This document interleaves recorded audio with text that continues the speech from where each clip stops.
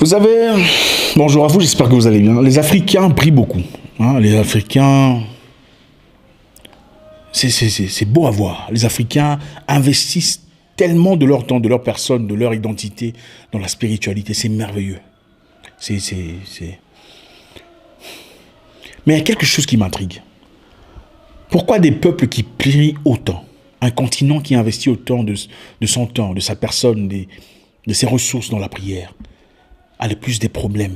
L'Ebola, le sida, les guerres, les rébellions, les tueries, la xénophobie maintenant en Afrique du Sud. Ça me dépasse. Ne sommes-nous pas censés prospérer à tous égards, comme prospérer l'état de nos âmes? Pourquoi alors sommes-nous ceux, si nous sommes vraiment ceux qui prient autant et qui croient en un vrai Dieu, ceux qui vivent dans cette précarité, dans la misère, dans la jalousie entre nous, la méchanceté, vous savez, tout le monde déjà, en tout cas, de peau noire a déjà été sujet à une forme de jalousie ou de méchanceté ou de dénigrement d'un proche. C'est choquant, ça me dépasse. Et tout le monde parle de Dieu, Aujourd'hui tout le monde parle de Dieu. Dieu a fait ceci sur moi, Dieu a fait cela pour moi, Dieu m'a parlé. Et ça me dépasse. Comment sommes-nous incapables de travailler ensemble, d'avancer, de progresser, pendant que nous avons un Dieu, en tout cas apparemment un Dieu qui nous aime, un Dieu, nous prions, ça me dépasse. Les gens vivent dans la misère, la précarité, les difficultés. Et même ceux qui ont les moyens sont incapables d'apporter de l'aide authentique à ceux qui en ont besoin. Et ceux qui en ont besoin sont incapables d'être authentiquement reconnaissants vis-à-vis de ceux qui apportent cette aide. Si cette aide vient, je vais vous dire ce que moi j'ai compris. J'étais là en train de réfléchir tout seul et j'ai réalisé une chose. Les Africains généralement ne prient pas parce qu'ils aiment Dieu. Les Africains généralement prient parce qu'ils s'aiment eux-mêmes. Les Africains généralement ne prient pas parce qu'ils aiment Dieu. L'Africain généralement prie parce qu'il espère avoir une opportunité à travers Dieu.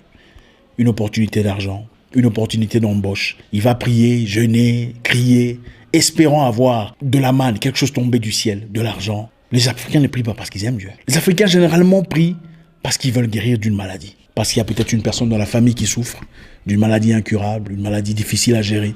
Et ils espèrent à travers Dieu, à travers la prière, à travers l'Église, pouvoir guérir de cette maladie. Ce n'est donc pas parce qu'ils aiment Dieu, c'est parce qu'ils s'aiment eux-mêmes, ils veulent leur propre bien, leurs propres avantages, leur propre bien-être, alors ils espèrent l'obtenir à travers Dieu. Justement, en pensant se servir de Dieu, utiliser Dieu, comme si c'était un enfant. Bon, je vais l'utiliser, je serai en bonne santé. Je vais l'utiliser, je vais avoir de l'argent. Les Africains ne prient pas parce qu'ils aiment Dieu. Les Africains prient parce qu'ils veulent un mariage, parce qu'ils veulent concrétiser quelque chose. Ils veulent garder un fiancé, une fiancée, un homme ou une femme. Les Africains ne prient pas parce qu'ils aiment Dieu. Beaucoup d'Africains prient parce qu'ils veulent un visa. Ça fait 10 fois qu'ils l'ont raté, alors ils ont commencé à jeûner et prier, espérant pouvoir avoir le salut quelque part ailleurs, aux États-Unis, au Canada peut-être, en France, si pas en Belgique. Voilà pourquoi vous verrez beaucoup de personnes méchants, jaloux, irrévérencieux, malgré les prières qui sont semblées prononcées, malgré leur congrégation, malgré leurs appartenances prétendues spirituelles. Voilà pourquoi vous ne comprendrez pas, vous voyez une personne dire des choses qui vous choquent, et vous vous dites, mais ce gars est censé être pasteur ou évangéliste, mais elle est censée être une femme active dans la prière, et ça vous choque. Ce n'est pas parce qu'ils aiment véritablement Dieu, c'est parce qu'ils s'aiment eux-mêmes et veulent avoir leurs propres avantages à travers Dieu. Voilà pourquoi on voit ces choses. Laissez-moi vous dire une chose, vous savez, si les Africains avaient aujourd'hui ce qu'ont les Européens, en tout cas sur le plan social, c'est-à-dire de l'argent en moyenne, tout le monde pouvait en avoir, il n'y a pas beaucoup de gens qui meurent de faim, beaucoup d'Africains n'iraient pas prier. Si les Africains avaient la santé, c'est-à-dire facilité d'aller à l'hôpital comme en Belgique ou au Canada, sans vraiment s'ennuyer, on va t'opérer, il n'y a pas de souci, beaucoup d'Africains ne prieraient pas. Si les Africains pouvaient être certains de pouvoir vivre une vie correcte, sans difficulté, avoir de quoi manger, avoir une maison, avoir de comment s'habiller, beaucoup d'Africains ne prieraient absolument pas. Beaucoup de gens prient donc aujourd'hui pour leurs avantages. Parce qu'ils espèrent à travers ce pouvoir spirituel, à travers Dieu, avoir cette couverture spirituelle, être invulnérable à l'inconnu. Ils cherchent à travers Dieu une défense contre l'incertitude, contre la pauvreté, contre le manque d'argent, contre le manque d'emploi. Si beaucoup d'Africains avaient les emplois qu'ils voulaient, beaucoup ne prieraient pas. Parmi beaucoup d'Africains, si beaucoup avaient les maris, les femmes qu'ils voulaient, beaucoup ne prieraient pas. Si beaucoup obtenaient des visas qu'ils cherchaient, beaucoup ne prieraient pas. Si beaucoup étaient guéris des maladies, beaucoup ne prieraient pas. Voilà pourquoi vous voyez beaucoup de gens qui prient, ou apparemment prient, mais font des choses choquantes, des choses incroyables, des réactions d'un non-croyant. L'Afrique a besoin de se réveiller. Laissez-moi vous dire une chose. Il y a beaucoup de gens parmi vos pays. Okay? Beaucoup d'étrangers dans vos pays qui réussissent dans leurs entreprises, qui avancent, qui travaillent en fusion, en communion, en fédération et s'établissent en force. Des étrangers. Mais qui ne prient certainement pas votre Dieu. Mais ils avancent. Comment ils le font? Comment le font-ils? Aujourd'hui, l'Africain est devenu l'ennemi numéro 1 de son frère. Mais à son côté, il prend Dieu. Dieu est à mon côté pour combattre ton frère. Dieu est à mon côté pour tuer ton frère. Dieu est à mon côté pour vendre tes frères. Donc le Dieu là, c'est le Dieu qui t'appartient seulement à toi. Ce n'est pas le Dieu des autres, non. Ah, Dieu t'a créé seulement toi et ta famille, pour que vous viviez en abondance, dans la prospérité, pendant que les autres souffrent. C'est quel genre de Dieu ça? En tout cas, moi je ne veux pas de ce Dieu là. Les gens se servent de Dieu pour leurs avantages. Même parmi nos politiques aujourd'hui, les gens sont incapables de dénoncer ce qui est mauvais. Des gens qui prient sont dans la corruption, dans les mensonges. Les gens qui prient sont corrompus.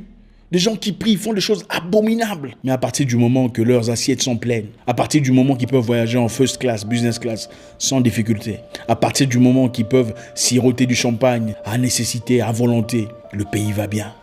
Et Dieu est à leur côté. Dieu n'est pas seulement votre Dieu à vous-même. Si vous priez à un véritable Dieu, il devrait être un Dieu de votre peuple. Pas un Dieu privé à vous, qui ne prend soin que de vous, au péril de tous ceux qui sont autour de vous. Qui a créé ces autres personnes qui sont autour de vous? Qui a créé vos cousines, vos cousins que vous avez rejetés au nom d'une certaine sorcellerie? C'est incroyable. Beaucoup de gens ne prient pas, mais avancent dans la vie. Beaucoup de gens ne prient même pas, mais ont des entreprises réussies. Beaucoup de gens ne prient pas, ont des mariages bien forgés, bien formés, bien stables. Beaucoup de gens ne prient pas et voyagent à volonté. Vous voulez me dire que quand Dieu a créé les démons, il a séparé les démons, il a dit, bon, ça, ce sont les démons de l'Europe et ça, les démons de l'Afrique. Les démons de l'Afrique seront plus méchants que les démons de l'Europe. C'est bien ça?